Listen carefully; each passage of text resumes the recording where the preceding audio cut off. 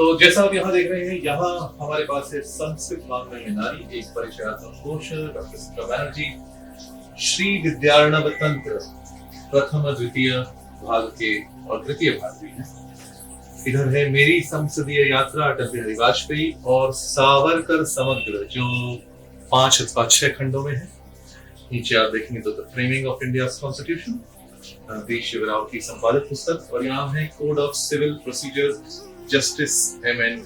वेंकटाचलैया के द्वारा रचित 3 खंडों में। नीचे हम जाते हैं तो एक बहुत पुराना न्यू एनसाइक्लोपीडिया है जो 26 खंडों में है। ऐसे पुराने एनसाइक्लोपीडिया, आजकल तो इंटरनेट का बहुत प्रचलन है तो इनका प्रयोग इतना नहीं है, परंतु पुराने समय में इस प्रकार की एनसाइक्लोपीडिया बहुत छपते थे, वे भी इस पुस्तकालय में संग्रहित। इस ओर यदि हम देखें तो ऊपर मेरी जहां दृष्टि जा रही है वहां हिंदी शब्द सागर है, जो श्याम सुंदर दास, बाबू श्याम सुंदर दास द्वारा और अन्य विद्वानों द्वारा संकलित हिंदी का बृहत्तम कोश, जिसमें लगभग 2.25 लाख अथवा 2 लाख के आसपास हिंदी शब्द हैं। तो उसके भाग में ये आजकल कहीं नहीं मिलेगा, ये आउट ऑफ प्रिंट पुस्तक है, वो भी यहाँ संग्रहित है। इधर षटखंड आगम है, उसके कई खंड हैं। समूचा एनसाइक्लोपीडिया ब्रिटानिका, विश्व प्रसिद्ध पुस्तक, और यहाँ पर है सुमित्रानंदन पंत ग्रंथावली, हिंदी के प्रसिद्ध कवि सुमित्रानंदन पंत, उनकी पूरी ग्रंथावली 5 अथवा 6 खंडों में मेरे पीछे हिस्सा।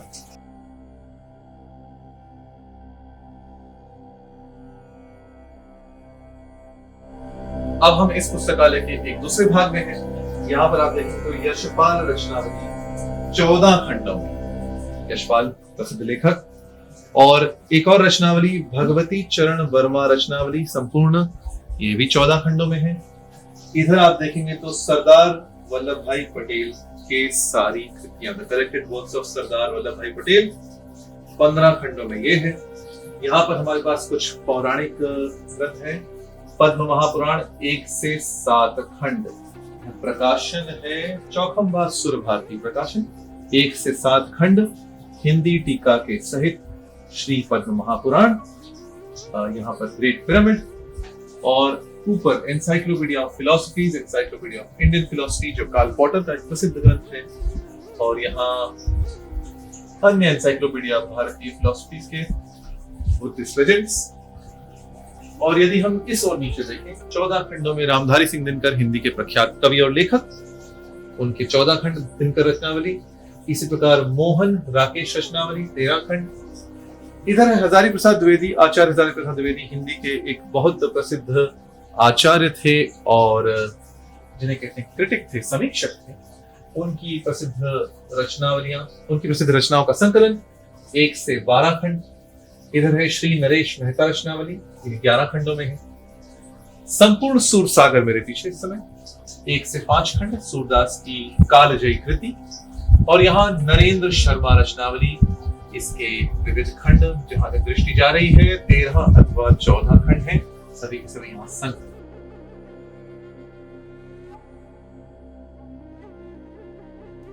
अब हम प्रवेश करने जा रहे हैं जो 10 सहस्त्र पुस्तकों, 10 सहस्त्र से अधिक पुस्तकों का पुस्तकालय है, उसका प्रारंभ जहां से हुआ था, ये पुराना भाग है। तो आइए हम यहाँ चलते हैं। तो यहाँ मेरी भी पुस्तकें पढ़ी हैं, व्यास कथा है, कथा कुसुम सौरभम है, राम रक्षा सुबोधिनी है, सुनाम सरित है, महावीर हनुमान चालीसा डिमिस्टिफाइड है, और कुछ अन्य पुस्तकें।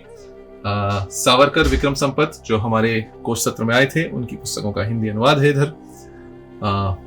मास्टर्स ऑफ इल्यूजन, यहाँ भारत रत्न श्री लाल कृष्ण आडवाणी की आत्मकथा my country my life, Arun Shourie की प्रसिद्ध पुस्तकें मिशनरीज इन इंडिया, और यहाँ पर एमिनेंट हिस्टोरियंस भी मैंने देखी थी। जी हाँ, एमिनेंट हिस्टोरियन, इसकी चर्चा हमने विक्रम संपत जी के साथ अपने कोश सत्र में की थी। इसका आप आवरण चित्र देख सकते हैं। बहुत प्रसिद्ध पुस्तक है eminent historians, their technology, their line, their fraud. Telgi घोटाला, उस पर एक पुस्तक, तेलगी रिपोर्टर्स डायरी संजय सिंह के द्वारा।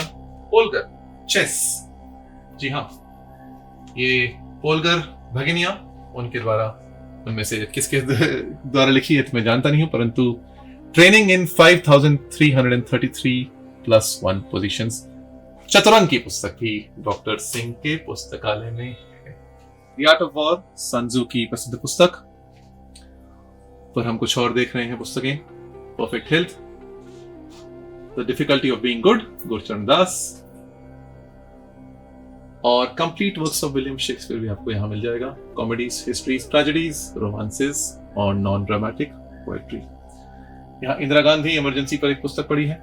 नीचे आप देखेंगे तो रासपुतिन, रूसी क्रांति में एक पात्र, chemistry of success, Ayn Rand की द फाउंटेन हेड, और यहां है जिद्दू कृष्णमूर्ति।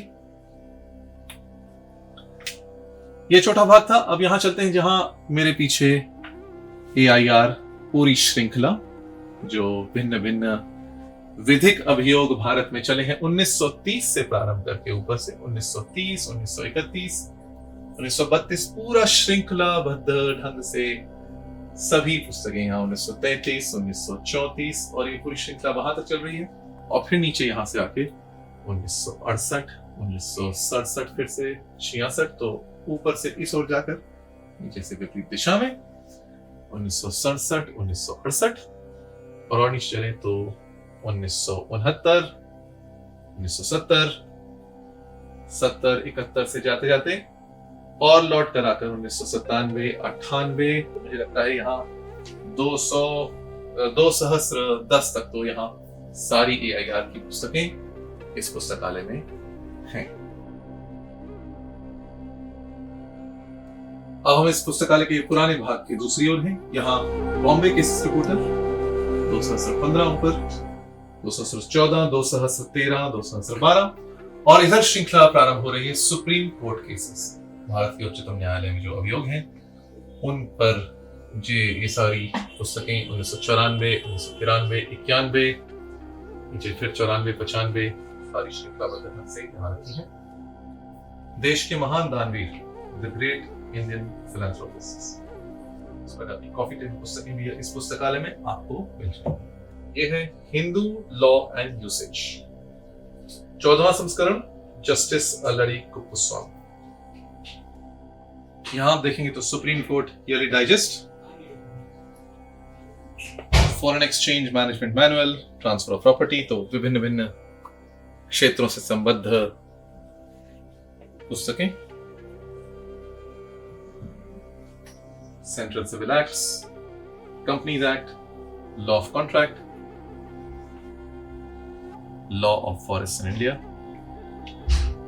श्री दुर्गा सप्तशती सचित्र, ये पुस्तक मेरे पास भी है। ऐसे धार्मिक पुस्तकें और संस्कृत की पुस्तकें नवीन भाग में है, परंतु यहाँ मुझे रखी मिली।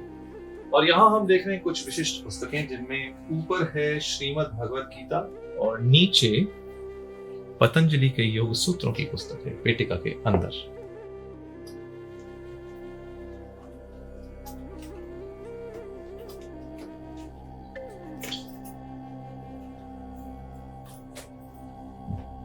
ये आप देखें तो श्रीमद् भगवद गीता का विशिष्ट संस्करण हमारे सामने है।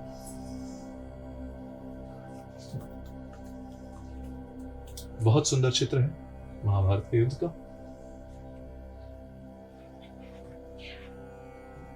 और ये गणेश और वेद व्यास का। योगी राम सूरत कुमार द्वारा प्रेरित यह पुस्तक और श्रीनिवास फाइन आर्ट्स शिवकाशी द्वारा यह प्रकाशित है।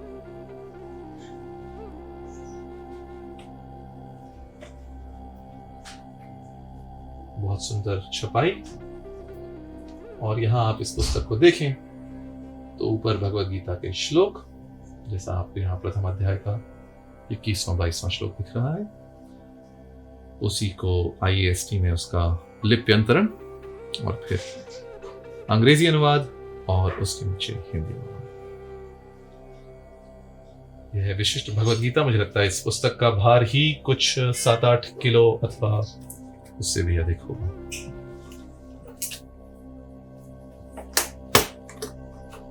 और ये दूसरी विशाल पुस्तक है द योग सूत्रस ऑफ पतंजलि। तो यहां आप देखें तो पुस्तक में योगेन चित्तस्य पदेन वाचाम मलम शरीरस्य च वैद्यकेन योपाकरोत्तम प्रवरम मुनीनाम पतंजलिम प्रांजलिरानतोस्मि। इस श्लोक का क्या अर्थ है? योग के द्वारा, चित्त के, पद के द्वारा अथवा महाभाष्य के द्वारा, वाणियों के और वैद्यक के द्वारा अर्थात चरक संहिता के द्वारा शरीर के मल को जिन्होंने दूर किया, उन मुनियों में श्रेष्ठ पतंजलि को मैं दोनों हाथ जोड़कर नमन करता हूं। ये देखिए अद्भुत पुस्तक the Yoga Sutras of Patanjali with the essence of Vyasa's commentary. Vyasa भाष्य के सार के साथ बहुत सुंदर मंदिर का चित्र है यहाँ पे। यहाँ पतंजलि को चित्रित किया गया है और यह भी श्रीनिवास फाइन आर्ट्स शिवकाशी तमिलनाडु द्वारा प्रकाशित, योगी राम सूरत कुमार द्वारा प्रेरित। चारों पाद, समाधि पाद, साधना पाद, विभूति पाद और कैवल्य पाद।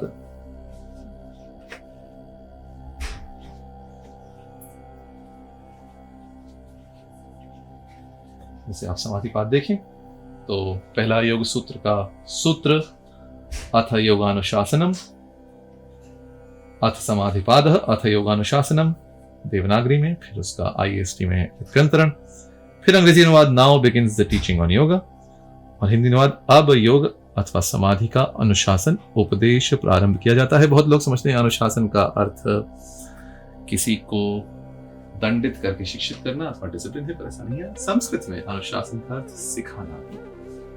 और यहाँ पे the first sutra introduces the subject, the second sutra defines yoga, Vyasa states that yoga is samadhi. और इस प्रकार व्यास भाष्य के सार के साथ बहुत सुंदर चित्र हैं पुस्तक में और मोटा आकार है। संग्राहकों के लिए इस प्रकार की पुस्तकें छपती हैं। साधारण पाठकों के लिए तो नहीं है, परंतु फिर भी पुस्तकों को इस सजावट के साथ, इतने उद्यम के साथ, इतने परिश्रम के साथ छापा जाता है, यह देखकर मन आह्लादित होता है। वारी, एक अन्य coffee table book, president Pranab Mukherjee as statesman, Pushkar the land chosen by the gods, और ये द स्टेट्समैन जो प्रसिद्ध समाचार पत्र है, the statesman 50 classic years of vintage. और अब हम चल रहे हैं इस पुस्तकालय के नवीन भाग की ओर। यहाँ विधिक पुस्तकें हैं जैसा आप देख रहे हैं, दस्तावेज, विषय, कायदे व मसूदे। मराठी पुस्तक है गिरीश कुलकर्णी, अलग अलग वर्षों की। नीचे मेरी पुस्तक जो स्वामी रामभद्राचार्य जी की महावीरी वाचक का अनुवाद है, और यहाँ यथार्थ गीता। इस पुस्तकालय में न केवल विविध पुस्तकों का संग्रह है, परंतु यहाँ से पुस्तकें बांटी भी जाती हैं, इसलिए कुछ पुस्तकों की अनेक प्रतियां आपको यहाँ मिलेंगी। जैसे यहाँ यथार्थ गीता हिंदी में, अंग्रेजी में, दोनों भाषाओं में। यहाँ प्रवेश करते ही मेरे बाईं ओर पुस्तकों की बहुत सी प्रतियां हैं। विक्रम संपत जो हमारे कोर्स में थे, शौर्य गाथाएं, इसकी अनेक प्रतियां। नीचे सावरकर के दोनों भाग अंग्रेजी में अनेक प्रतियां, और यहाँ नीचे हिंदी में सावरकर की अनेक प्रतियां। इधर आप देखें तो शूर सेनापति संताजी पुस्तक की अनेक प्रतियां। ऊपर श्री पार्श्व पद्मावती मंत्र योग, आईना मुआयना माणिक मुंडे की पुस्तक। आचार्य चतुर्सेन वयमन क्षमा, पातंजलि योग दर्शन, हरिधरानंद आरण्य, पुनर्नवा हजारी प्रसाद द्विवेदी रचित। शंका समाधान स्वामी अड़गड़ानंद, भगवती शरण मिश्र की देख कबीरा रोय, और जहां जहां चरण परे गौतम की। ये है रामायण का पूरा अंग्रेजी का अनुवाद जो रॉबर्ट गोल्डमैन और सैली सदरलैंड गोल्डमैन द्वारा संपादित है। यहाँ आप देखें तो एंशिएंट इंडियन लिटरेचर एंथोलॉजी, साहित्य अकादमी द्वारा प्रकाशित, वैदिक संस्कृत, पाली, क्लासिकल संस्कृत, प्राकृत, रघुवंश, 2 खंडों में। और इधर 108 वैदिक उपनिषद, ये प्रकाशित है चौखंबा सुर भारती प्रकाशन के द्वारा। उपनिषदों का अंग्रेजी में अनुवाद। यहाँ है ब्रह्म वैवर्त पुराण, जो प्रकाशित है जीवी टगारे द्वारा अनुवादित, जीवी टगारे द्वारा अनुदित और मोतीलाल बनारसी दास द्वारा प्रकाशित। इसके 3 खंड है। स्कंद पुराण प्राचीन प्रकाशन, वामन पुराण, ऊपर यदि आप देखें तो हैंडबुक ऑफ बिल्डिंग कंस्ट्रक्शन, इधर है अर्थशास्त्र of Kautilya, James of Jain wisdom, Bhagwati शरण मिश्र का पुरुषोत्तम, तुकान तक शब्दकोश, अंत्यप्रास के लिए परमानंद चतुर्वेदी का शब्दकोश, सरस्वती चंद्र साहित्य अकादमी, पुनः सावरकर, योग दिवाकर, चंद्रकांत। यहां है ऋग्वेद के 9 खंड भुवनवाणी ट्रस्ट द्वारा प्रकाशित, उसके ऊपर है यजुर्वेद 2 खंडों में भुवनवाणी ट्रस्ट द्वारा प्रकाशित, और ये है अथर्ववेद, ये भी भुवनवाणी ट्रस्ट द्वारा प्रकाशित है 4 खंड, और एक अन्य प्रकाशक के अथर्ववेद के अनुवाद और ऋग्वेद के अनुवाद। इधर आप देखें तो मोतीलाल बनारसी दास के पुराणों के अनुवाद, शिव पुराण, यहाँ भागवत पुराण, गरुड़ पुराण, नारद पुराण, कूर्म पुराण, ब्रह्मांड पुराण, और यहाँ है अग्नि पुराण, वाराह पुराण, इसी प्रकार पद्म पुराण, वायु पुराण आदि। नीचे Hindol Sengupta, sing dance and pray, यहाँ है Murty classical library of India द्वारा प्रकाशित अंग्रेजी अनुवाद। अब हम चलते हैं नीचे, अष्टावक्र गीता, गीता दर्शन, भगवद गीता पे कई पुस्तकें हैं, वनौषधि चंद्रोदय आयुर्वेद की पुस्तक, मनुस्मृति राकेश शास्त्री, एक अन्य मनुस्मृति का प्रकाशन, श्रवण सुत्तम अथवा श्रवण सूत्र, तत्वमसी विद्यानंद सरस्वती। और यदि हम और नीचे देखें तो ये history and culture of Indian people, बहुत पुरानी पुस्तक हमें प्रतीत हो रही है, भारतीय विद्या भवन द्वारा प्रकाशित। जैसे यदि मैं इस पुस्तक को देखूं, the age of imperial Kannauj, Bharatiya Vidya भवन, और 1993, श्रवण सुत्तम के अनेक खंड, द आर्ट ऑफ वॉर का एक महंगा संस्करण, हिंदी साहित्य ज्ञान कोश 7 खंडों में, हिंदी साहित्य ज्ञान कोश शंभुनाथ द्वारा संपादित, और वाणी प्रकाशन। हम भोवाद मधुसूदन ओझा, पंडित मधुसूदन ओझा के द्वारा, इंद्र विजय,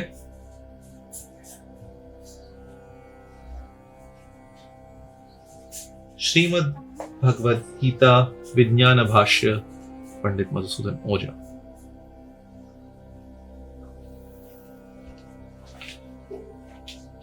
हम नीचे चले तो क्रिमिनल्स इन यूनिफॉर्म की अनेक प्रतियां हैं। आनंद रंगनाथन की प्रसिद्ध पुस्तक हिंदू राष्ट्र, उसकी भी अनेक प्रतियां यहाँ पर हैं। और यहाँ Atal Bihari Vajpayee, saint of the Hindu right.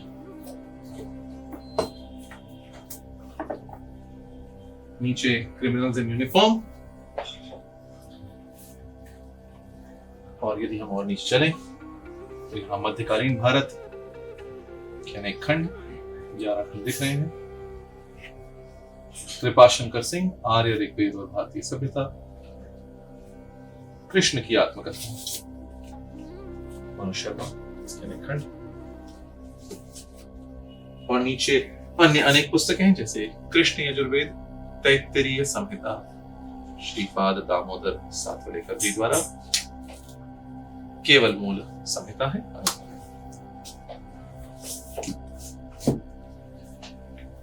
इस ओर यदि हम देखें तो अनेक अन्य पुस्तकें हैं। रॉबर्ट सोबोडा, अघोर 1, 2, 3, प्रणब मुखर्जी, चंद्रकांत सूर्य सिद्धांत, महावीर प्रसाद श्रीवास्तव के भाष्य सहित पुरुषोत्तम कौटिल्य अर्थशास्त्र हिंदी टीका के साथ पंडित रामचंद्र तेज शास्त्री, लोकायत देवी प्रसाद चट्टोपाध्याय, और यहाँ आप देखें तो आचार्य महावीर उदयवीर शास्त्री, सांख्य दर्शन, ब्रह्मसूत्र, मीमांसा दर्शन, योग दर्शन, वैशेषिक दर्शन और न्याय दर्शन, तो सभी 6 दर्शनों पर विद्योदय भाष्य आचार्य उदयवीर शास्त्री के द्वारा। यहाँ है बीके सेंगार की लाइट एंड योगा, कृष्ण अवतार के Munshi, autobiography of Yogi Nelson Mandela, प्रमाण वार्तिक स्वामी योगींद्रानंद, श्रीपाद दास, और ये है गोस्वामी तुलसीदास कृत रामायण, जो जहां तक मुझे ध्यान है खेमराज श्री कृष्णदास का प्रकाशन है। खेमराज श्री कृष्णदास। यहाँ अथर्ववेद संहिता मराठी शास्त्रीय अनुवाद। ये नवीन भाग का एक और कक्ष, यहाँ आप ऊपर देख रहे हैं हिंदी विश्वकोश, 1 से 12 खंड यहाँ मुझे दिखाई दे रहे हैं। मुझे जहां तक ध्यान है इसके 20-25 खंड थे। यह पुस्तक अभी छपती नहीं है और कहीं मिलती भी नहीं है, परंतु इसके पुराने खंड यहाँ हिंदी मानक कोश, बृहत हिंदी कोश, भार्गव आदर्श हिंदी शब्दकोश जो बहुत प्रसिद्ध है। यहाँ है नीचे प्रभात बृहत हिंदी शब्दकोश श्याम बहादुर वर्मा, हिंदी सर्वदर्शन संग्रह चौखम भागा, हिंदी पर्यायवाची कोश वर्धा हिंदी शब्दकोश, समांतर कोश संदर्भ खंड, मानक हिंदी कोश रामचंद्र वर्मा का, और नीचे महाभारत का पदानुक्रम कोश, महाभारत के एक एक पद की अनुक्रमणिका ज्ञान प्रकाश शास्त्री, ये 8 खंडों में है। अभिधान राजेंद्र कोश, यह प्राकृत का कोश, अभिधान राजेंद्र प्राकृत का कोश है। यहाँ देखेंगे राजस्थानी और हिंदी का संक्षिप्त शब्दकोश, इसके 2 खंड हैं। तो ऐसी विरल अति विरल पुस्तकें इस पुस्तकालय में है। राजपाल शब्दकोश तो है ही। नीचे संस्कृत वाङ्मय में पुरुष, संस्कृत वाङ्मय में नारी, जदीद उर्दू हिंदी कोश, संस्कृत हिंदी का वामन श्रीराम आपटे का कोश, कुछ अन्य कोश नीचे की ओर। इस प्रकार बहुत सारी पुस्तकें हैं, सारी तो मैं आपको दिखा भी नहीं पाऊंगा। मुख्य आपको यहाँ ऊपर से यदि आप देखें, यहाँ प्रेमचंद आपको मिलेगा, ईद का कफन, गोदान आदि, स्वामी विवेकानंद, सुकरात, शिवाजी सावंत, युगंधर, हजारी प्रसाद द्विवेदी, चारु चंद्रलेख, श्रीमान योगी, भगवती चरण मिश्र, पुनर्नवा वहां भी हमें दिखा था और यहाँ भी है। और नीचे यदि आए तो अन्य विविध पुस्तकें, यहाँ बाबरनामा भी साहित्य अकादमी द्वारा प्रकाशित आपको दिख रहा है। कार्ल मार्क्स समाजवाद का मसीहा, करुणाई के सपने सुभाष चंद्र बोस, और नीचे और अनेक पुस्तकें। यहाँ बहुत सारी पुरानी पुस्तकें हैं जो मुझे लगता है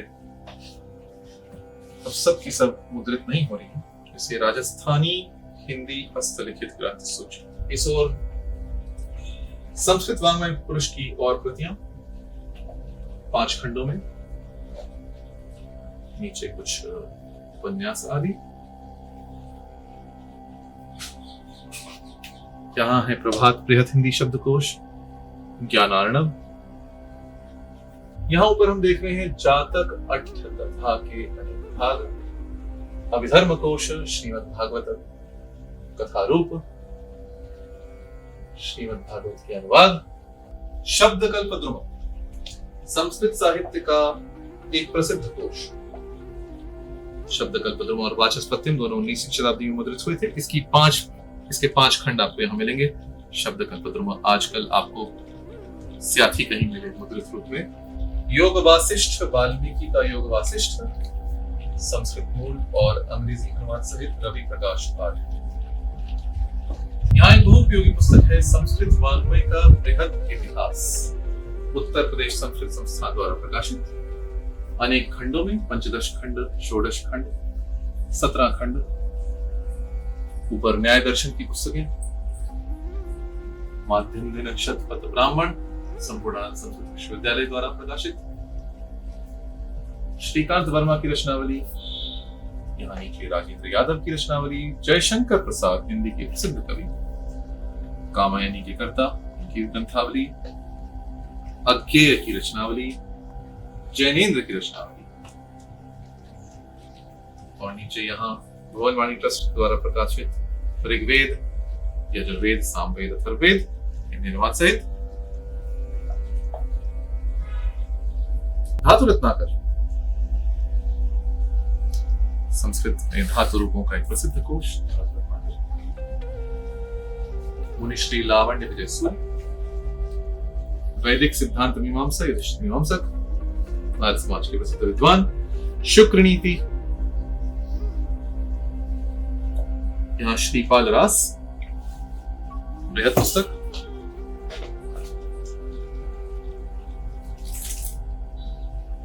बहुत आकर्षक ढंग से प्रकाशित। हिंदी नाट्य शास्त्र, बाबूलाल शुक्ल शास्त्री द्वारा हिंदी में अनुदित। और यहाँ हरिशंकर परसाई रचनावली। ऊपर राम वृक्ष बेनीपुरी ग्रंथावली 8 खंड, रघुवीर सहाय रचनावली 6 खंड, और रावण संहिता यहाँ है। जगदीश चंद्र माथुर रचनावली। तो हिंदी के कितने प्रसिद्ध साहित्यकारों की रचनावलियां यहाँ पर हैं। निराला, सूर्यकांत त्रिपाठी निराला रचनावली। नागार्जुन की रचनावली यहाँ पर है। रेणु, फणीश्वरनाथ सिंह रेणु, उनकी रचनावली। प्रमोद वर्मा समग्र, राजकमल चौधरी। अष्टाध्यायी सहज बोझ, पुष्पा दीक्षित द्वारा रचित। महाभाष्य, युधिष्ठिर मीमांसक और सुद्युम्न आचार्य।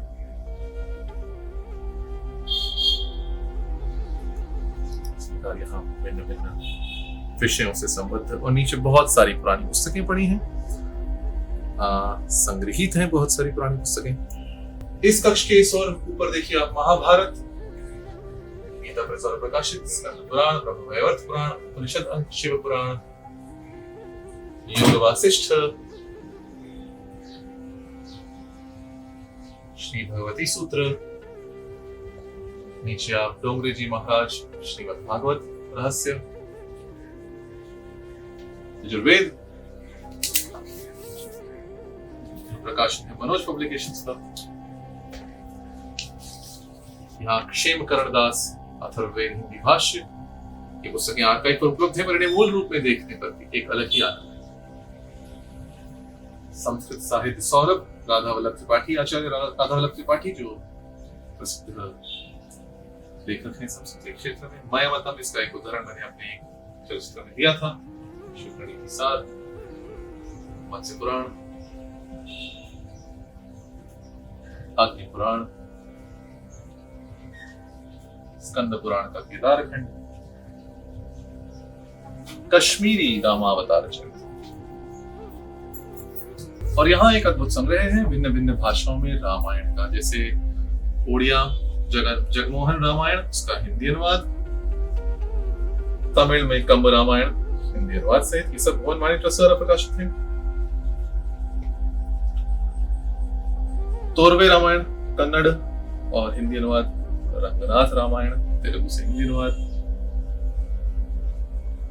श्री राम विजय मराठी पंडित श्रीधर कृत हिंदी अनुवाद सहित, कृत्तिवास रामायण बांग्ला में हिंदी अनुवाद सहित, राम पंप रामायण हिंदी अनुवाद सहित, मैथिली रामायण हिंदी अनुवाद सहित, नेपाली भानुभक्त रामायण हिंदी अनुवाद सहित, और गोस्वामी तुलसीदास कृत श्री रामचरितमानस जटाशंकरी की टीका जो जटाशंकर दीक्षित द्वारा, और यह है भावार्थ रामायण। नीचे अष्टाध्यायी ऑफ पाणिनि श्री चंद्र बसु, और यहाँ एस.डी. जोशी और रूडबर्गन के अष्टाध्यायी के अनेक खंड। हिस्ट्री ऑफ जैनिज्म केसी जैन। जैन साहित्य की बहुत सारी पुस्तकें, James of Jain wisdom, the Jain saga. नीचे बौद्ध धर्म और जैन साहित्य, जिन दर्शन से संबंधित अनेकानेक पुस्तक। यहाँ है गीता प्रेस के अनेक अंक, विशेषांक, कल्याण के सेवांक, गंगांक, भक्तमालांक, ज्योतिष तत्वांक इत्यादि।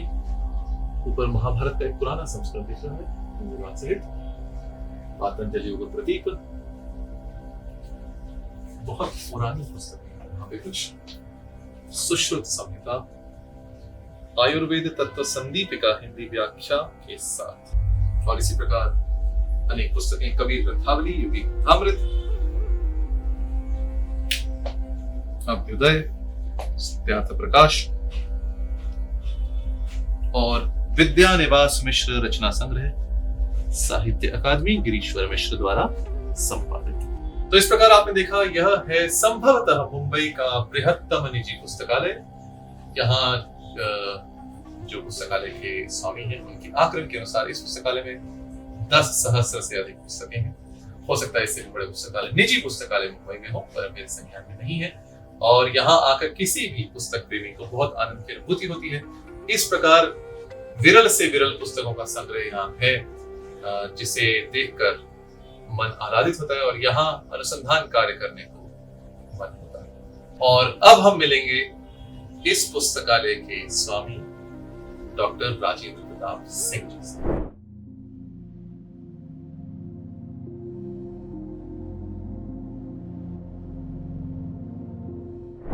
नमो मित्रों, तो जैसा आपने देखा, यह था मुंबई का संभवतः बृहत्तम निजी पुस्तकालय। इसमें सहस्त्रों पुस्तकें हैं, भांति भांति की पुस्तकें हैं। और अब हम बात करते हैं इस पुस्तकालय के जो अध्यक्ष हैं, जो स्वामी हैं। स्वागत है आपका योगायतन समूह के अध्यक्ष और जाने माने उद्योगपति एवं समाज सेवी डॉक्टर राजेंद्र प्रताप सिंह जी। नमस्कार। तो सबसे पहले डॉक्टर जी, आप ये बताएं, उद्योगपति बहुत होते हैं, परंतु इतनी अधिक पुस्तकों का संग्रह करने वाले उद्योगपति बिरले होते हैं। किस प्रकार से आपने इतना विशाल पुस्तकालय बनाया और क्या सोचकर आपने ये इतना संग्रह जुटाया? आपकी पुस्तकों की ओर रुचि कैसे हुई और आपने कैसे अलग अलग कोने कोने से पुरानी और नई से नई पुस्तकें जुटाई? इसके बारे में हमारे दर्शकों को बताएं। देखिए, पुस्तकों के प्रति मेरी रुचि बहुत बचपन से रही है और किताबें जमा करने का भी और पढ़ने का शौक भी पुराना है। मेरे स्कूल के समय से मैं जब मुंबई आया गुरुकुल से, उसके बाद मैं हिंदी ग्रंथ रत्नाकर जाता था और वहां से जो बचत होती थी वो उससे कोई किताब खरीद कर लाता था।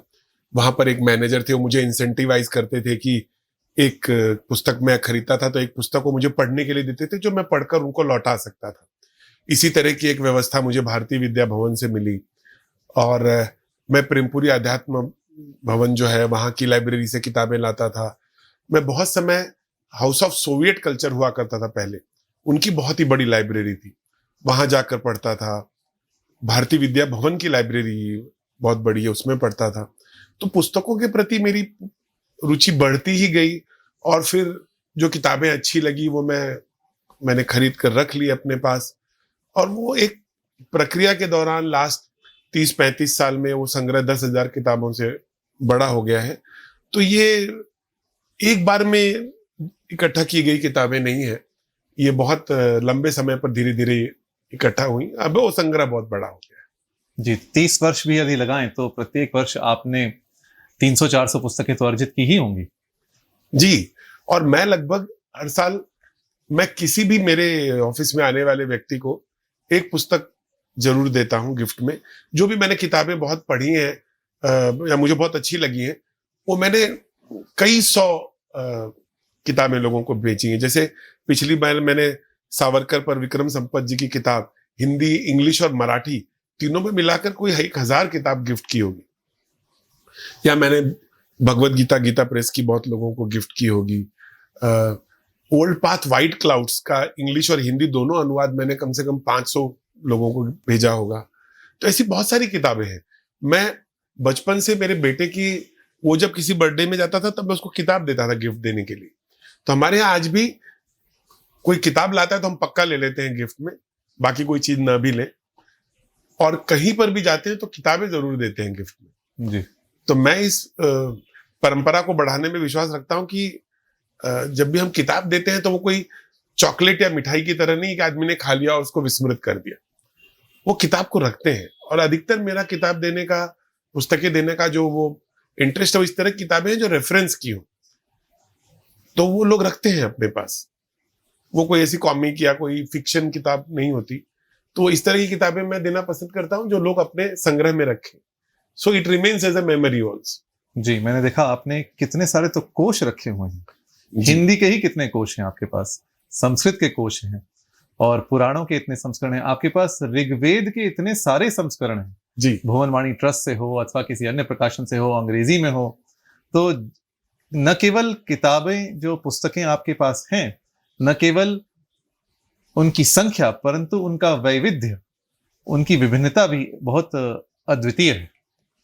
मैंने कुछ संग्रह ऐसा जैसे इंटरेस्टिंग है, जैसे कल्याण के लगभग पिछले 100 साल के विशेषांक हमारे पास होंगे। मेरे पास 1904 का भी कल्याण का विशेषांक है, तो उनको मैंने बाइंडिंग करके बुक फॉर्म में बना रखा है। फिर मतलब पूरे साल में जो उस समय जो ग्रंथ उनके आए मैगजीन्स, उनको भी कोई ग्रंथ उस तरह से बुक बना रखा है।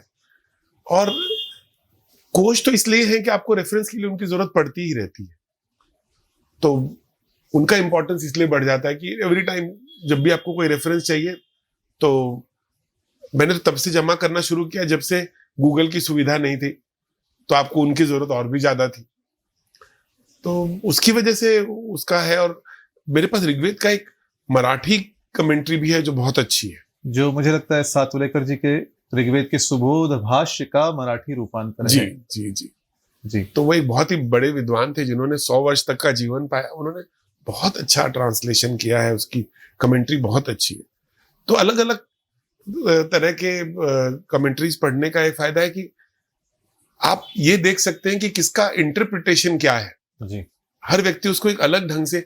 मैंने भगवत गीता की एक तांत्रिक टीका भी पढ़ी है, जी जी जो मतलब बहुत ही यूनिक है। एक कौलाचार्य थे, उन्होंने लिखी थी। तो मैंने देखा कि एक तांत्रिक भगवत गीता को कैसे देखता है, और उसका एक तंत्रानुवाद है जो शायद 100 ही किताबें छपी थी। तो इस तरह की कोई विलक्षण चीजें देखने मिल जाती हैं अलग अलग कमेंट्रीज पढ़ने आपके पास हिंदी विश्वकोश है, जो मुझे लगता है हिंदी का सर्वप्रथम विश्वकोश एनसाइक्लोपीडिया था। जी, उसके सारे खंड पढ़े हुए, वो भी हमने जी, आज देखे। और बहुत दुर्लभ पुस्तकें जो कहीं ना मिले, हो सकता है आपके पुस्तकालय में मिल जाए। मैं एक उदाहरण हमारे दर्शकों को बता दूं।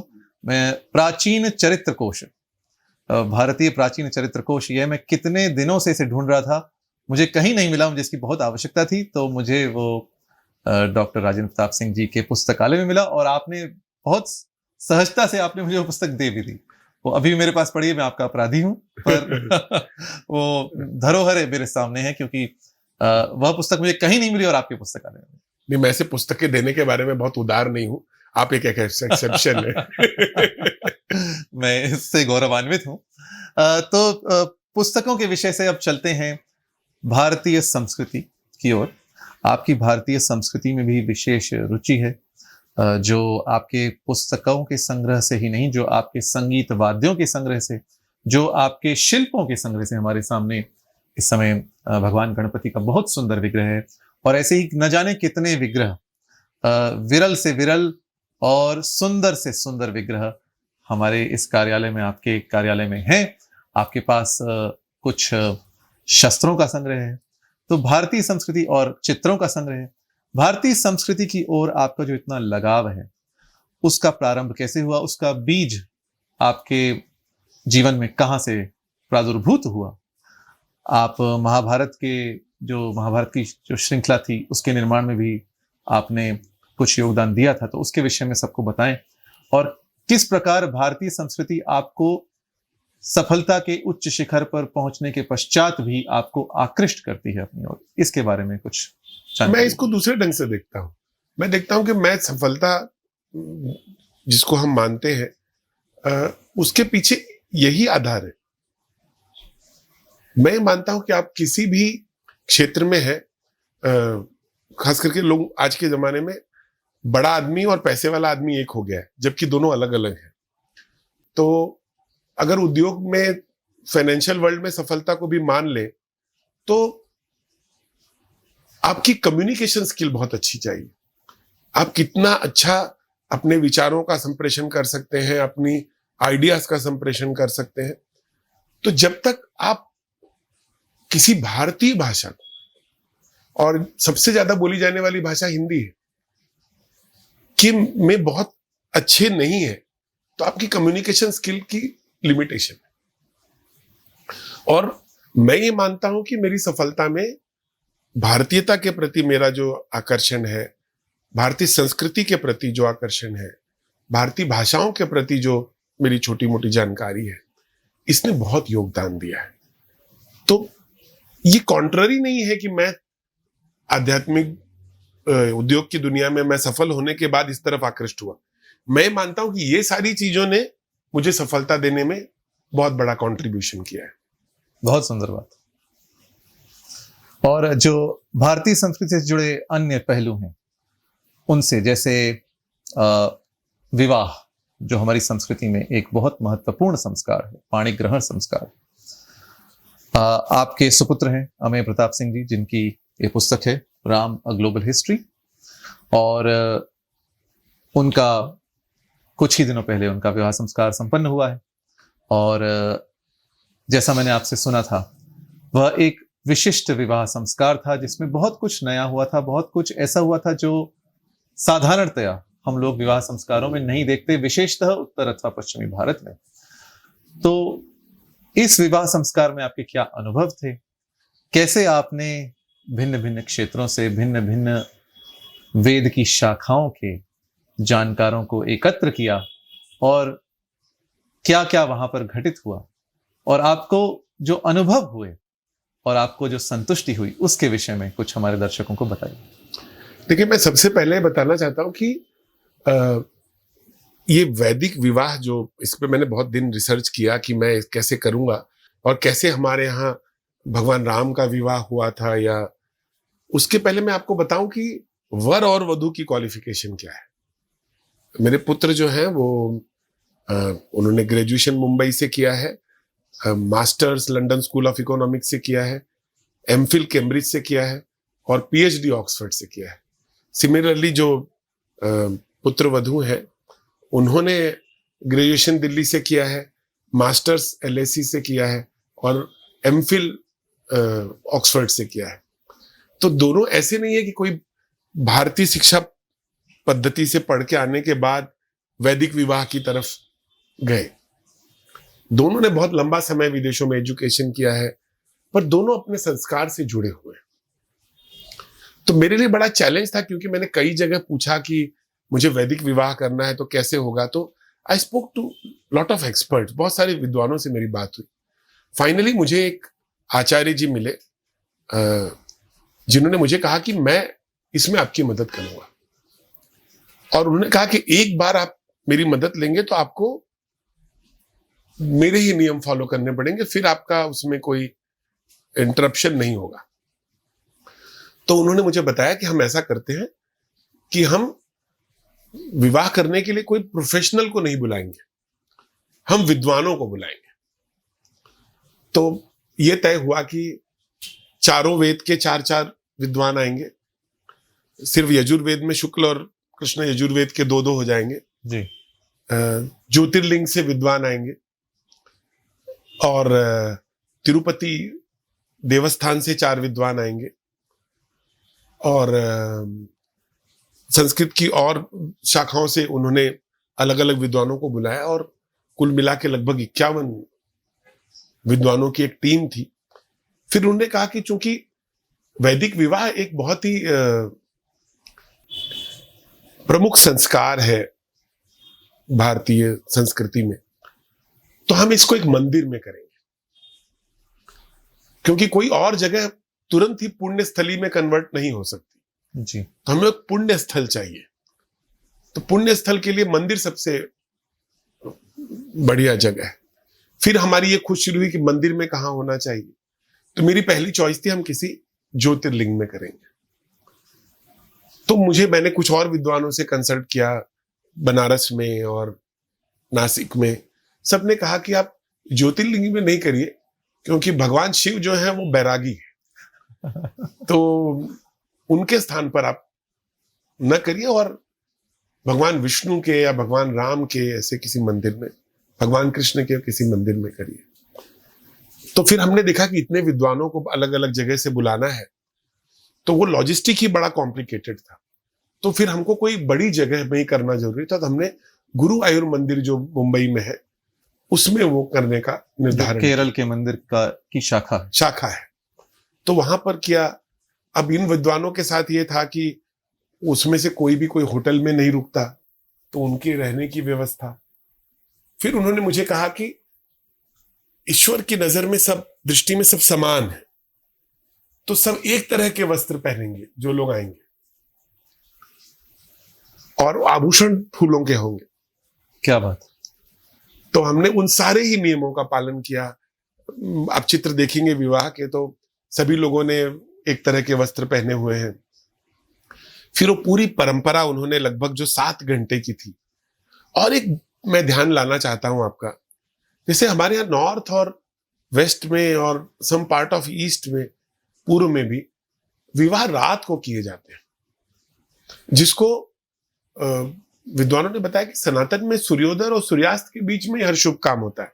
उसमें भी वो समय देखना होगा, अमृत काल कब है, ये काल कब है। तो विवाह का समय उन्होंने 7:30 बजे सुबह से सूर्योदय के बाद शुरू किया, और उन्होंने बताया कि ये जो रात को विवाह करने की परंपरा का जन्म हुआ, ये वो पूरा इलाका मुगलों के और आक्रांताओं के उससे प्रभावित था। तो बारातें लूट ली जाती थी और विवाह विघ्न पैदा हो जाते थे। तो रात को करने की परंपरा शुरू हुई, जिसको अभी हमने अडॉप्ट कर लिया, उसको हमने स्वीकार कर लिया। और अब तो ऐसी कोई स्थिति नहीं है तो कि हम अपनी परंपरा का, हमारी जो वैदिक विधान है उसको तोड़ दें। तो इसलिए वो सूर्योदय के साथ शुरू हुआ, और वो दोपहर को लगभग 3 बजे तक चला, क्योंकि पूरी विधि, मुझे भी बहुत सारी नई चीजें पता चली कि सप्तपदी कैसे होता है एक्चुअली, और उस तरह से नहीं जैसा फिल्मों में फेरे दिला दिए जाते हैं। और एक वो पूरी विधि जिस तरह से हुई, और उन्होंने ये भी कहा कि वहां पर जो वाद्य होंगे वो भी शास्त्रीय होंगे। फिर उन्होंने कहा कि भोजन जो है वो बिना लहसुन प्याज का टेम्पल फूड होगा, जो केले के पत्ते पर दिया जाएगा, और उस दौरान कोई भोजन सामग्री वो पूरे वहां पर नहीं दी जाएगी, और जो भोजन भी दिया जाएगा वो प्रसाद रूप में ही वितरित किया जाएगा। तो ये सारी चीजें बड़े डिटेल में है, मैं आपको बहुत शॉर्ट में बता रहा हूं, पर we followed it to the core. हमने वो पूरी परंपरा, मैंने कहा मैं इस पूरी परंपरा में कोई भी अपनी तरफ से नियम में बदलाव नहीं करूंगा, जो आचार्य जी कहेंगे वैसा किया जाएगा। तो उन लोगों ने बैठ कर तय किया कि कैसे करेंगे, और पूरी विधा में कोई, जैसे हमारे यहाँ होता है कि ये दक्षिणा रख दीजिए, वो दक्षिणा रख दीजिए, इनको वो दे दीजिए, ऐसा कुछ नहीं था। और उनमें से आए हुए किसी विद्वान को ये जानने में कोई दिलचस्पी नहीं थी कि होस्ट कौन है। उन सभी ने अपना अपना विधान किया और अपने स्थान को चले गए। मैं इन सारी प्रक्रियाओं से बहुत प्रभावित हुआ, तो अब हम उसको एक छोटे वीडियो में भी कन्वर्ट कर रहे हैं, जो हम लोगों को प्रोवाइड करेंगे। हमने उस विवाह के लिए एक बुकलेट भी पब्लिश की, जिसमें उन सारे विद्वानों का इंट्रोडक्शन भी छापा, उनके फोटोज के साथ। बहुत अच्छा। कि ये विद्वान यहाँ पर आए हैं और इन्होंने ये इस शाखा से हैं, इनकी ये एक्सपर्टाइज है, इन्होंने आचार्य इसमें किया है, कि जिससे लोगों को पता चले कि हमारी संस्कृति के संवाहक हैं कौन जी। तो वो हमने डाला। फिर हमने पूरी प्रोसीजर को लिखा कि इतने बजे ये होगा, इतने बजे ये होगा, फिर ये क्रिया होगी। तो वो बुकलेट बहुत डिमांड में है, कई लोगों ले गए, पर एक मैं मानता हूं कि एक विलक्षण सहयोग था जिसमें ईश्वर की कृपा है, क्योंकि अधिकतर विद्वानों ने कहा कि हम सभी लोग फिर से कब इकट्ठा होंगे इसकी कल्पना करना मुश्किल है, कि कोई और एक व्यक्ति इतना एफर्ट लेगा कि इंडिया के कोने कोने से विद्वानों को बुलाया जाएगा। जी। और एक बहुत अच्छी बात मैं आपसे शेयर करना चाहती हूँ कि आप संस्कृत के इतने विद्वान हैं, और मैं पहली बार किसी व्यक्ति से मिला कि जो इसको एक साइंटिफिक अप्रोच से लेते हैं। ट्रेडिशनल अप्रोच से लोग मानने वाले बहुत हैं, आप जैसे मैं किसी और को नहीं मिला जो बिल्कुल साइंटिफिकली देखते हैं। और एक विद्वान थे ब्रह्मशंकर पुरुषोत्तम व्यास, जो अब नहीं रहे, वो बिल्कुल साइंटिफिकली देखते थे, पर उनका बैकग्राउंड संस्कृत और हिंदी था। आप जैसे मॉडर्न एजुकेशन सिस्टम से आए हुए नहीं थे। तो मैंने देखा कि चूंकि कुछ विद्वान केरला से आए थे जो मलयालम बोलते थे, कुछ तमिलनाडु से आए थे जो तमिल बोलते थे, कुछ आंध्रा से आए थे, कुछ उड़ीसा से आए थे, कुछ नॉर्थ से थे, कुछ बंगाल से थे, तो वो एक दूसरे से कम्युनिकेट कैसे करेंगे? तो the language of communication was Sanskrit. जी। तो जब अलग अलग जगहों से विद्वान आते हैं तो अपनी क्षेत्रीय भाषा में बात नहीं कर सकते, उनके लिए वो कॉमन लैंग्वेज संस्कृत थी, जिसने मुझे बड़ा विलक्षण लगा कि विद्वानों की भाषा संस्कृत है। जी, बहुत ठीक कहा आपने कहा ये भारतीय संस्कृति के संवाहक हैं जो विद्वान हैं, और भारतीय संस्कृति की संवाहिका संस्कृत भाषा है। मुझे वह दृश्य स्मरण आ गया जो नैषधीय चरितम में जिसका चित्रण है, जहां भिन्न भिन्न राजा आते हैं दमयंती के स्वयंवर में, और वहां कवि ने वर्णन किया है अलग अलग प्रांतों से आए हुए राजा अलग अलग भाषाएं बोलते थे, तो एक दूसरे की भाषा नहीं समझते थे, इसलिए वे परस्पर संस्कृत भाषा में बात कर रहे थे। यह संस्कृत भाषा उत्तर से दक्षिण तक, पूर्व से पश्चिम तक हमारे देश को जोड़ने में कितना योगदान रहा है, इसके बारे में जितना कहा जाए अल्प ही रहेगा। तो बहुत सुनकर ऐसे तो मुझे आभास था ही, यदि भारत के कोने कोने से पंडित लोग आ रहे हैं, वेद के विद्वान आ रहे हैं विशेषतः, तो वे आपस में संस्कृत भाषा में ही वार्तालाप करेंगे। पर आपने जैसा वर्णन किया सुनकर बहुत अच्छा लगा कि आज भी भारत में ऐसे विभिन्न क्षेत्रों से विद्वानों को आपने एक मंच दिया, उनको एकत्रित किया, और आज जैसा आपने कहा उनके मन में प्रश्न उदित हुआ होगा, हम फिर कब एक मंच पर एकत्र होंगे। तो बहुत सुनकर बहुत आनंद हुआ। आप जिस पुस्तिका की बात कर रहे हैं, आशा है वो मुझे भी प्राप्त होगी। जी। और इसके विषय में हम और जानकारी कभी दर्शकों के सामने बांटेंगे। जी, अब हम चलते हैं जो आपकी व्यवसाय के क्षेत्र में, जो एक उद्यमी के रूप में जो आपकी जीवन यात्रा रही है। जैसा अनेक दर्शकों को विदित होगा, आप आयुर्वेद की पृष्ठभूमि से आते हैं और आप अपने परिवार में संभवतः प्रथम उद्योगपति हैं। तो यह भी एक बहुत विशेष बात है आपके बारे में। आपने किस प्रकार आयुर्वेद से लेकर व्यवसाय और योगायतन समूह की यात्रा आपने कैसे पूरी की? योगायतन नाम भी बहुत सुंदर है। यह नाम आपको कहाँ से मिला? ये पहली बार जब मैंने नाम सुना मुझे इतना कर्ण प्रिय लगा, मैं इसको बार बार इसके विषय में सोचता रहा। ये योगायतन नाम आपने कैसे सोचा होगा?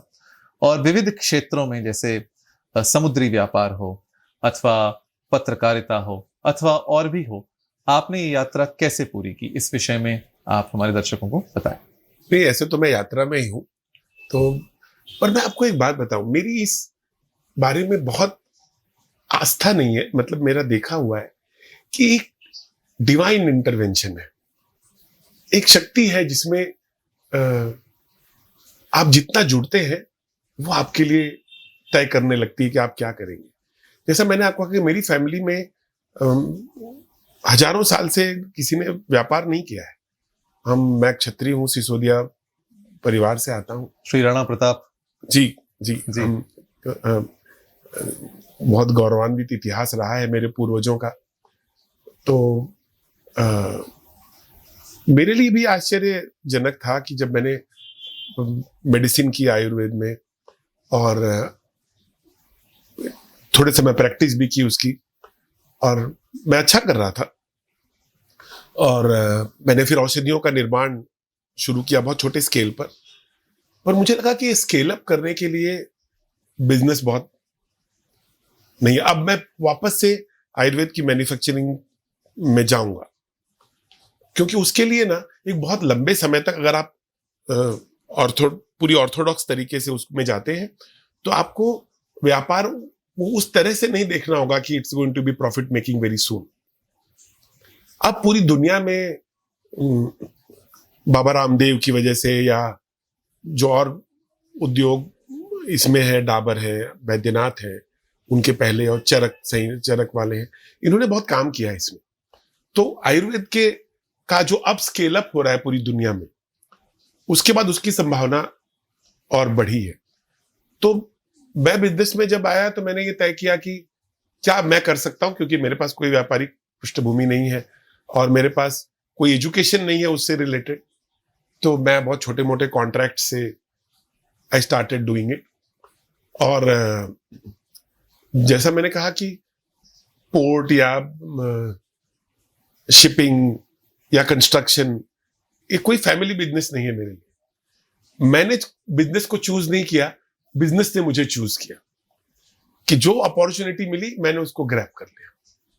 मुझे लगता है कि लक और बैड लक यही है कि जब ईश्वर आपको कोई मौका देता है, अपॉर्चुनिटी देता है, आप उसको स्वीकार करते हैं तो आप लकी होते हैं, आप उसका अनदेखा कर देते हैं तो वो आपका बैड लक है।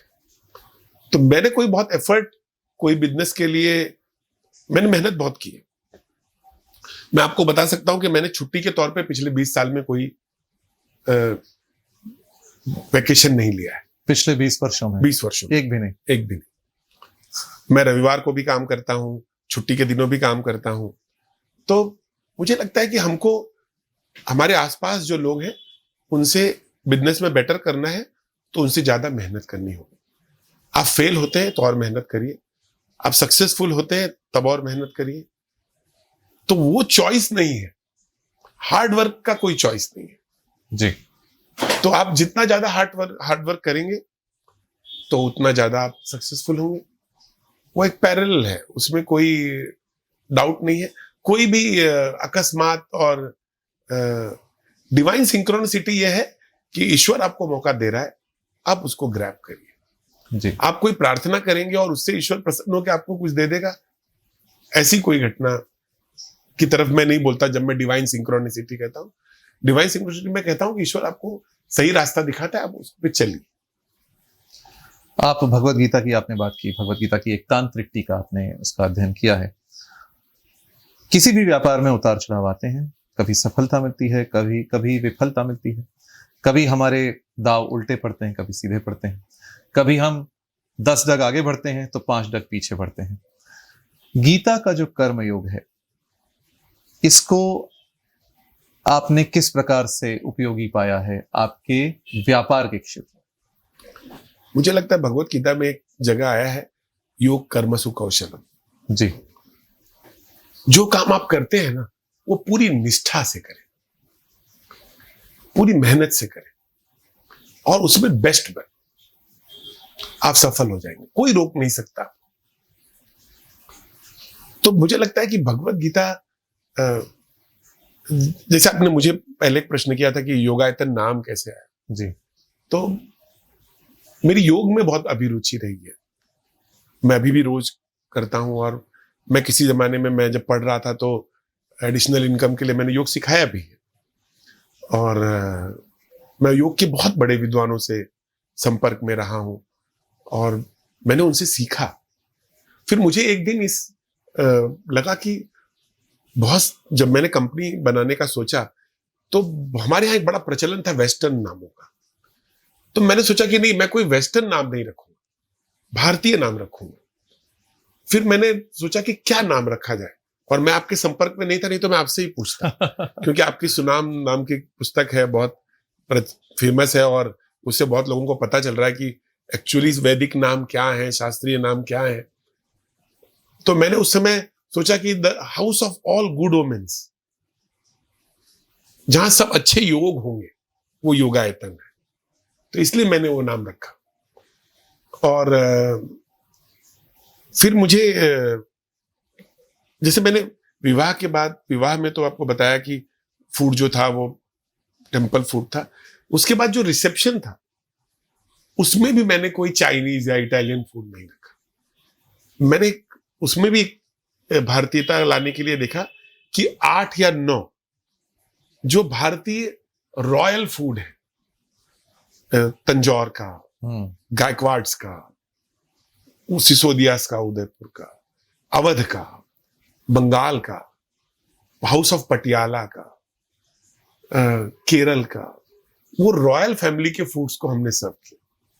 मैं चाहता था लोग जाने कि ये भारत के विभिन्न राज परिवारों का भोजन क्या है, और उसको बहुत प्रतिसाद दिया लोगों ने। इनफैक्ट लोगों ने मुझे कहा कि ये पूरा कार्यक्रम 7 दिन का 8 दिन का होना चाहिए, क्योंकि एक दिन में आप सबका आनंद नहीं ले सकते। तो आई स्टक टू भारतीय संस्कृति। दुनिया की महानतम संस्कृति के हम वंशज हैं, हम उसको लेकर प्राउड क्यों नहीं है?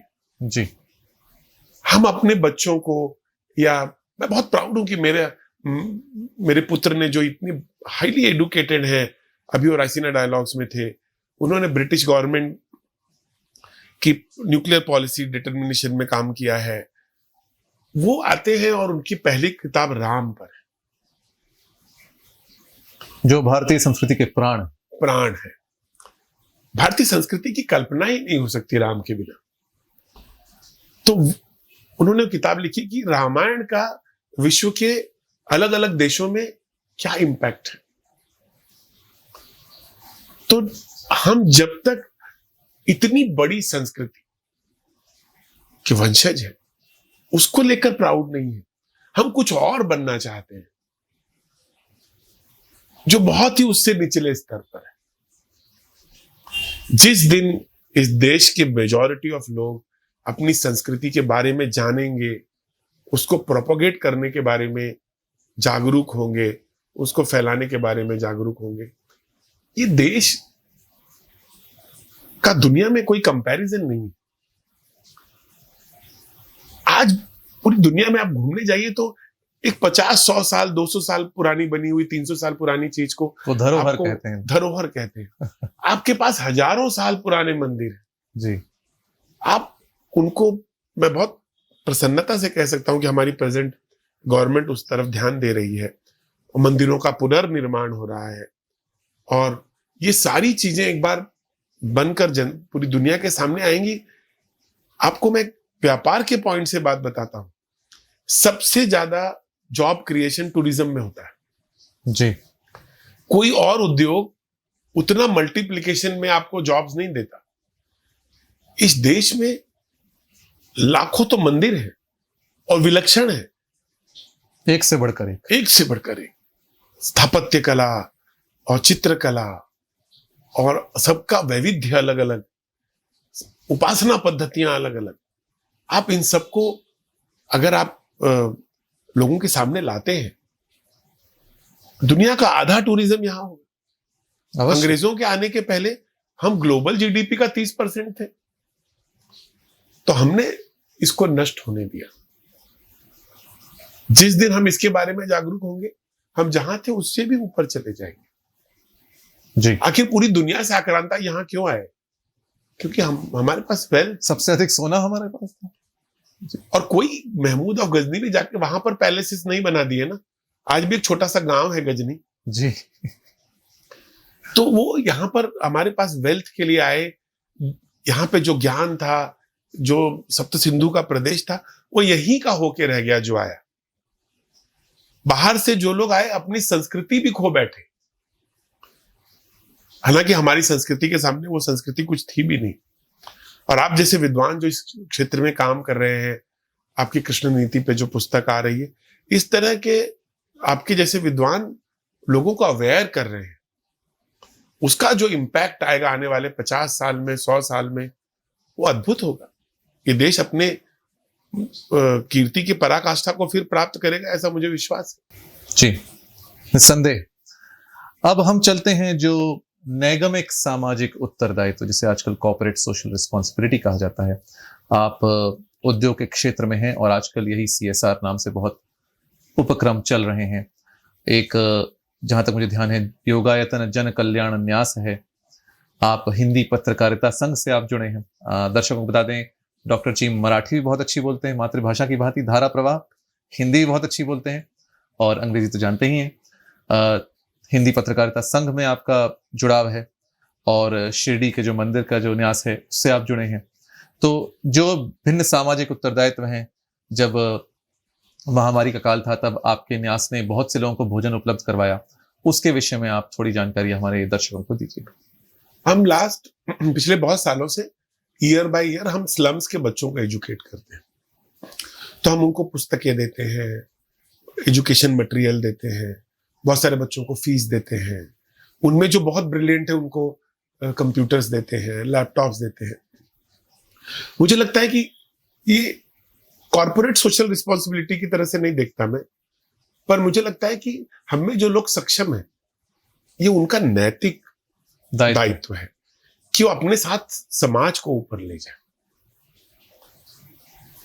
तो उस दिशा में हम काम करते हैं, सबसे ज्यादा एजुकेशन में करते हैं। शिरडी साई संस्थान से जुड़ने का कारण है कि पिछली सरकार में देवेंद्र फडणवीस जी ने मुझे वो जिम्मेदारी दी थी, तो हमने वहां बहुत काम किया और मंदिर के डेवलपमेंट में वहां किस तरह से नया क्या हो सकता है, लोगों का दर्शन कैसे सुलभ हो सकता है, मंदिर के बारे में ज्यादा लोगों को पता चले और एक बहुत कई तरह की कॉम्प्लिकेशंस फैलाई गई हैं वो सारी दूर की जाएं। और उस दिशा में मैंने किताब भी लिखी है जो अभी मैं साईं बाबा के बारे में, कि वो सनातनी थे और उस बारे में जो भ्रांतियां हैं वो दूर करने का एक मेरा प्रयास कहाँ से है। प्रकाशित हो रही है? अभी वो तय नहीं किया गया है जी। पर वो पुस्तक तैयार है और उसको कुछ विद्वानों ने देख भी लिया है कि क्योंकि वो जरूरी है, बहुत सारे लाखों लोगों की, करोड़ों लोगों की आस्था जुड़ी है, तो कुछ लोग उसको देख लें कि उनको कोई उसमें आक्षेपार्ह लग रहा है कि कुछ है तो उसको हटा दिया जाए। तो वो रिसर्च वर्क है एक्चुअली जिसको मैं पब्लिश कर रहा हूँ। तो इस एजुकेशन के क्षेत्र में हम काम करते हैं, भोजन देने के बारे में, जो वंचित वर्ग है उसको मिले। कोरोना पीरियड में हमने मेडिकल की भी बहुत उस दिशा में काम किया और फूड किट्स बनाई, स्लम्स में उसको डिस्ट्रीब्यूट किया। जितनी मदद हम लोगों की कर सकते हैं उस बारे में करते हैं। एक नया मेरा प्रयास है जो अभी मैं शुरू करने जा रहा हूं कि ट्राइबल एरियाज में कुछ पुराने मंदिर हैं और कुछ नए, क्योंकि हमारी संस्कृति आप देखेंगे तो उसका विकास मंदिरों के आसपास हुआ। सारे बड़े शहर, मंदिर तो अर्थव्यवस्था के एक प्रकार से केंद्र थे। हाँ, मैंने अपने एक पुराने इंटरव्यू में कहा कि बैंक भी थे, निसंदेह। तो जैसे आप देखेंगे आज एक दक्षिण के मंदिर का सिर्फ 2 वॉल्ट खोले गए तो कई लाख करोड़ की वेल्थ थी। तो वो मेरी इस बात को पुष्ट करता है। तो मंदिर बनाने का मेरा और उसको पुनर्निर्माण करने का मेरा पर्पज ये है कि उसके आसपास बाकी चीजों का विकास हो। मैं एक लाइब्रेरी बना सकूं तो बच्चे वहां पढ़ने आए। मंदिर के नाम पर लोग इकट्ठा हो जाते हैं तो अपनी संस्कृति से जुड़े, वहां पर उनको अलग अलग छोटे मोटे उद्योग सीखने की प्रोवाइड की जाए।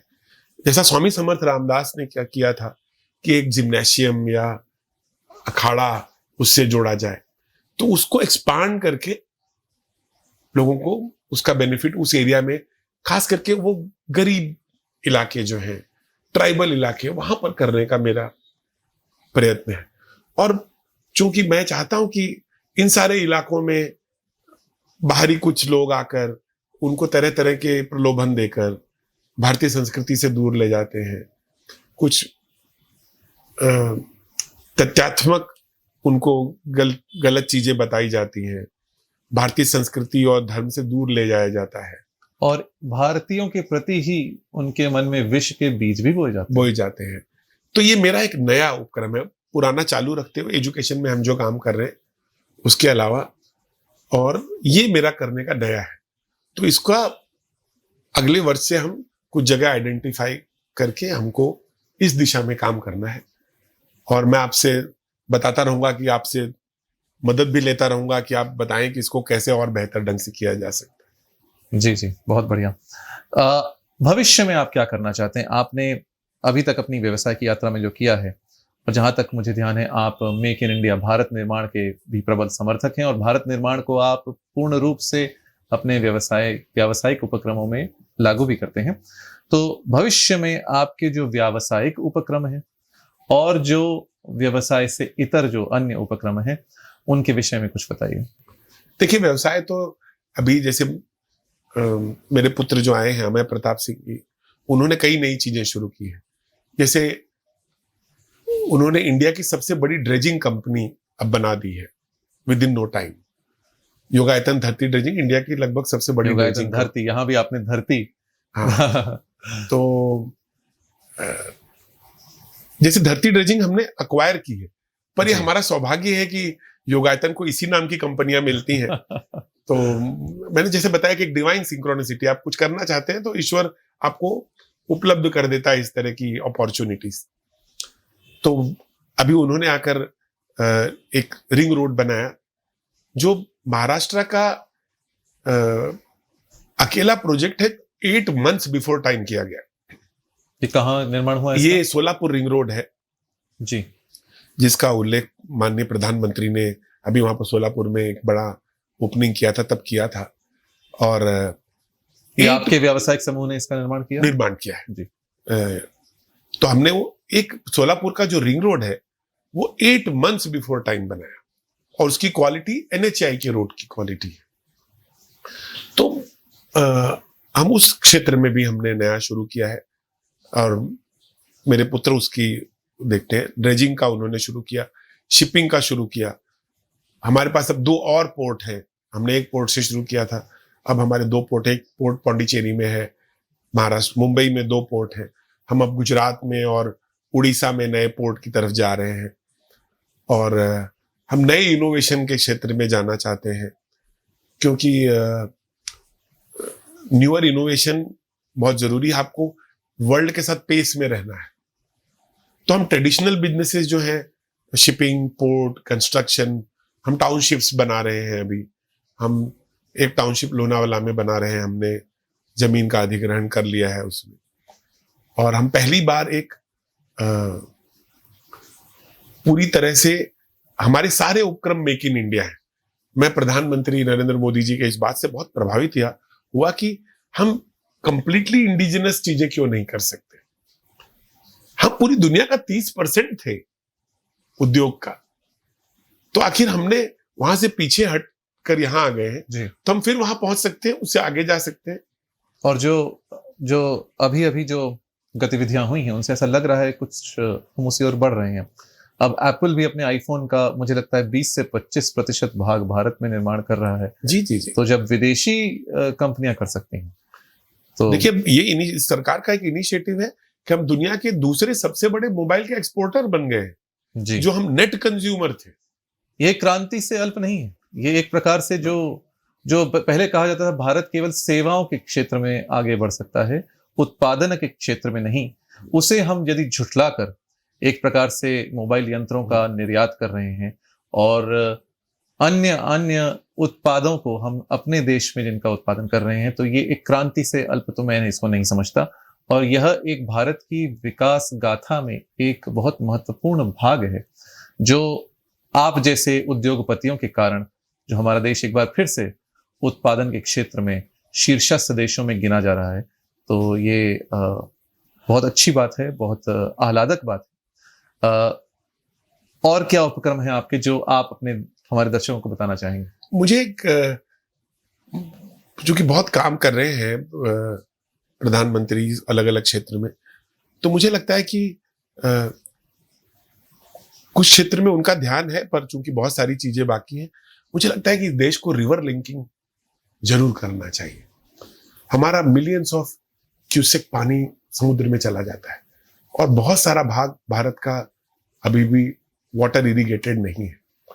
मैंने शिरडी ट्रस्ट पे रहते हुए एक कनाल परियोजना को प्रमोट किया था, आदरणीय प्रधानमंत्री जी ने उसको अभी किया। आप सोचिए, एक मंदिर के आर्थिक सपोर्ट से बना हुआ इंडिया में शायद पहला कैनाल प्रोजेक्ट होगा, और उससे 50 से ज्यादा गांवों को पानी, पशुओं को पानी, इरिगेशन के लिए पानी मिलेगा। तो इस तरह के काम बहुत बड़े स्केल पे करने के लिए रिवर लिंकिंग बहुत जरूरी है। अटल जी के समय ही उसका प्रोजेक्ट बन गया था, और उस समय जितने का था उससे आज कॉस्ट 100 गुना बढ़ चुकी होगी। उसको हमको बहुत पहले कर देना चाहिए था। पर मैं श्योर हूं कि प्रधानमंत्री उस तरफ ध्यान देंगे। उससे हमको, आप सोचिए कि दुनिया में सबसे चीपर ट्रांसपोर्ट मोड है वाटर ट्रांसपोर्ट, उस पर प्रधानमंत्री ऑलरेडी काम कर रहे हैं। उन्होंने एक IWAI बनाया है, वाटरवेज अथॉरिटी, जो पूरी इंडिया में रिवर से कनेक्टिविटी बिल्ड कर रहा है। क्रांतिकारी कदम। आज आप वाटर ट्रांसपोर्ट इतना सस्ता है, अगर आप सोचिए कि इंडिया की रिवर लिंक्स हैं और वाटर ट्रांसपोर्ट डेवलप हो जाता है, तो हमारे यहां पैसेंजर ट्रैफिक और ट्रांसपोर्ट गुड्स का इतना सस्ता हो जाएगा। रिवर लिंकिंग के प्रोजेक्ट में ही करोड़ों जॉब्स क्रिएट होंगे, करोड़ों।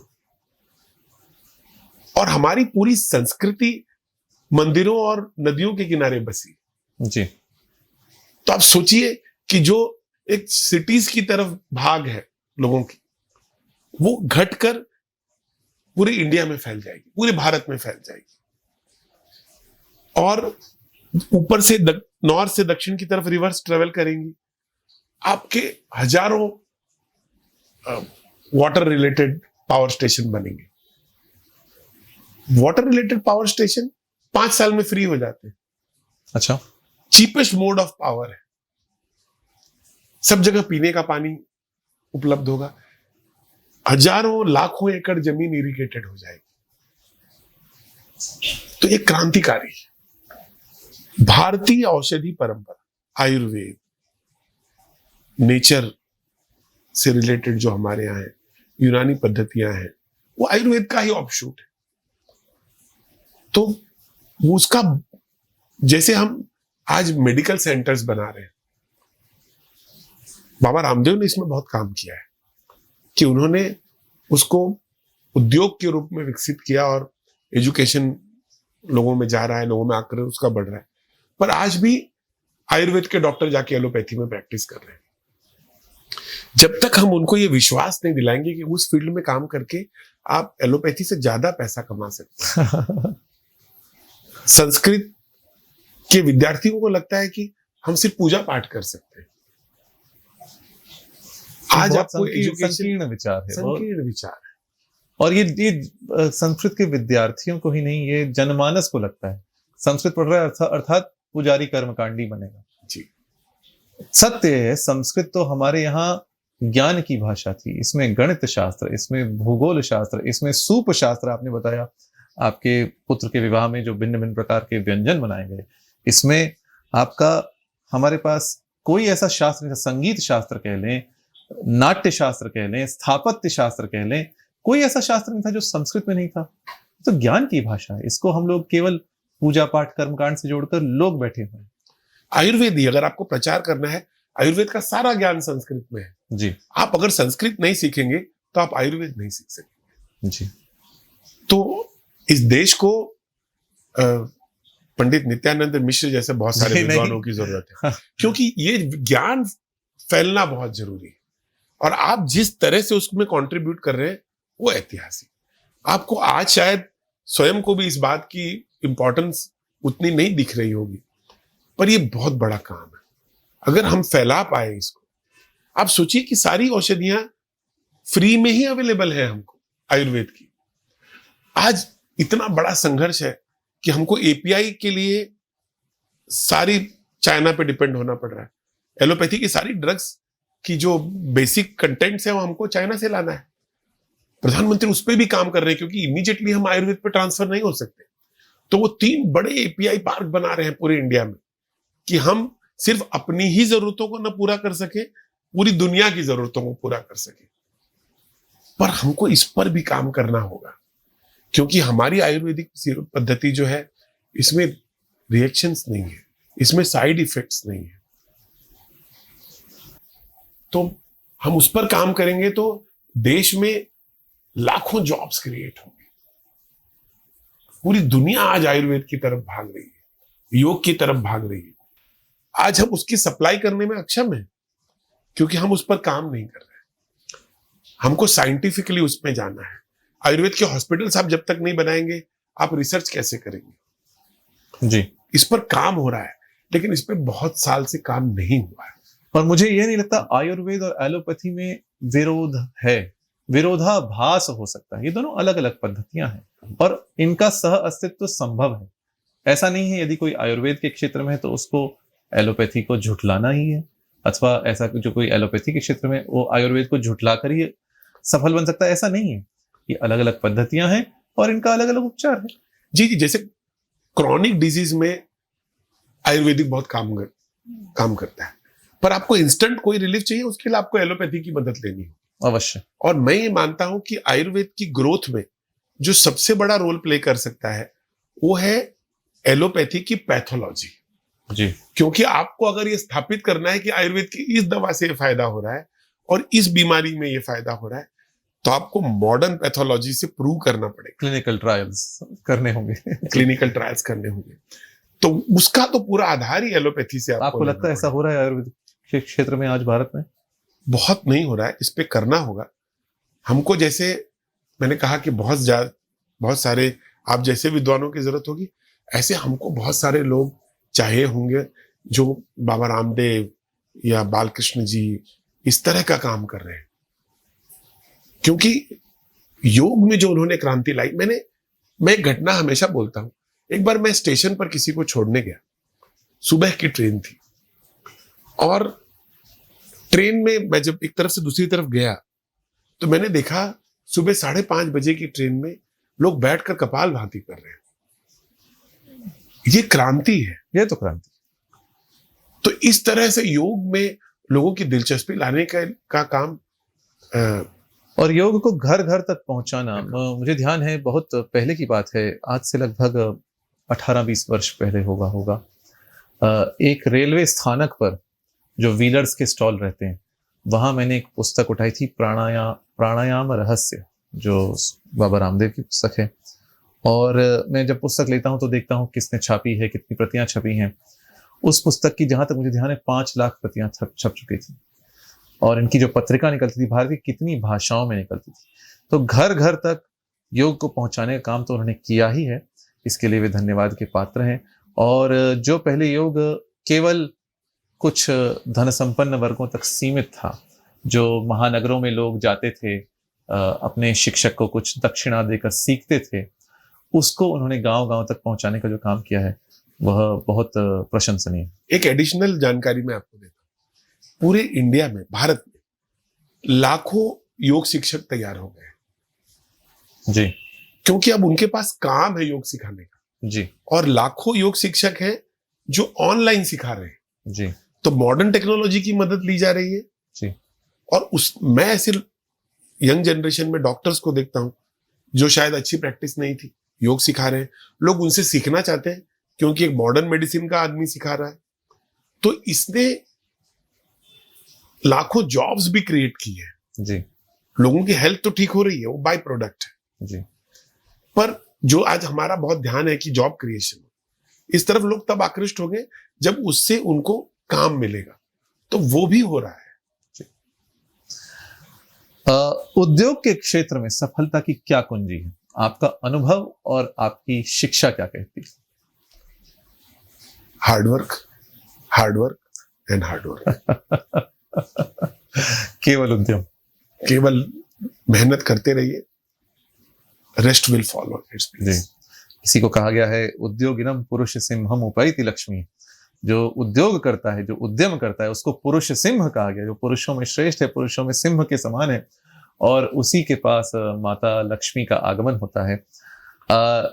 लक्ष्मी जी की आप पर, लक्ष्मी जी का वरद हस्त आपके सिर पर है और मैं तो कहूंगा माता सरस्वती का भी वरद हस्त आपके सिर पर है। मेरे पिताजी कहते थे कि सरस्वती की उपासना करो, लक्ष्मी जी उसके पीछे चली आएगी। तो मैंने उसको फॉलो किया। आप मेरे कार्यालय में माँ सरस्वती की भी मूर्ति देखेंगे जी, माँ लक्ष्मी की का भी विग्रह देखेंगे, बुद्धि के देवता गणपति जी का भी देखेंगे। तो मैं इस सारी चीजें बहुत पॉजिटिविटी लाती है। तो जैसा आपका पहला प्रश्न था कि आपने इस तरह का कार्यालय नहीं देखा होगा, मैंने कभी जीवन में नहीं देखा ऐसा कार्यालय। हाँ, क्योंकि लोग अपनी संस्कृति से जुड़ने में हीन भावना देखते हैं। जी, मुझे लगता है ये हमारा एसेट है, जी, मैं इसको लेकर बहुत गौरवान्वित हूं। जी। आपके पास तलवारें भी पड़ी हैं राजपूत काल की, जी जी जी। और जो यहाँ वाद्य पड़ा है यह आप इसके विषय में बताएं। नहीं, वादे तो बहुत सारे हैं, और वो जो तलवारें आपने कहीं, ये राजपूत हमारे मेरे पूर्वजों की हिस्ट्री से जुड़ी हुई हैं, 300-400 साल पुरानी। उस जमाने में एक था कि जिस राजा से आप जीतते थे, या जिस मेरी तरफ नवाब वगैरह थे उनसे जीतते थे, तो उनकी सोर्ड ले लेते थे। That was honour which was taken. तो उस तरह से हो गई। फिर विभिन्न राजाओं की, मुझे चूंकि इन चीजों में आकर्षण है, मैं और मेरे पुत्र दोनों शूटर हैं, तो मेरे पुत्र जो है नेशनल लेवल के शूटर हैं, तो उनके पास बहुत सारे लाइसेंस हैं, मेरे पास है क्योंकि मैं स्टेट लेवल का शूटर रहा हूँ। तो हमारे पास बहुत सारे मॉडर्न वेपन्स भी हैं और पुरानी तलवारें भी हैं। और मुझे चूंकि इन सारे, मैं अपनी संस्कृति को लेके बहुत कॉन्शियस हूँ, तो मैं उनको रखता भी हूँ अपने पास कि वो रहे, मेरी आने वाली पीढ़ियां देखें, मेरे यहाँ आने वाले लोग देख सकें कि हमारी संस्कृति क्या है, और वो पुरानी पुस्तकें क्या है, वो पुराने शस्त्र क्या है जी। तो जब तक मैं उनका संग्रह नहीं करूंगा, तो वो मेरी पीढ़ियां भी नहीं देख सकेंगी और मेरे आने वाले लोग भी नहीं देख सकेंगे। जी जी। बहुत बहुत धन्यवाद डॉक्टर राजेंद्र प्रताप सिंह जी। हम आपके कार्यालय में हैं, पर आप हमारी प्रसारणी पर हैं। आपने अपना बहुमूल्य समय हमें दिया और अपने कार्यालय के बारे में, अपने जीवन के विषय में, अपनी व्यावसायिक यात्रा के विषय में, भारतीय संस्कृति से आपके जुड़ाव के विषय में आपने इतनी सारी बातें की। जब भी मैं आपसे मिलता हूँ बहुत कुछ सीखने को भी मिलता है और बहुत आनंद भी आता है, और आशा है आपसे फिर हमारी इस प्रसारणी पर पुनः भेंट होगी। आपका यहाँ आने के लिए बहुत बहुत धन्यवाद। आपका बहुत बहुत धन्यवाद।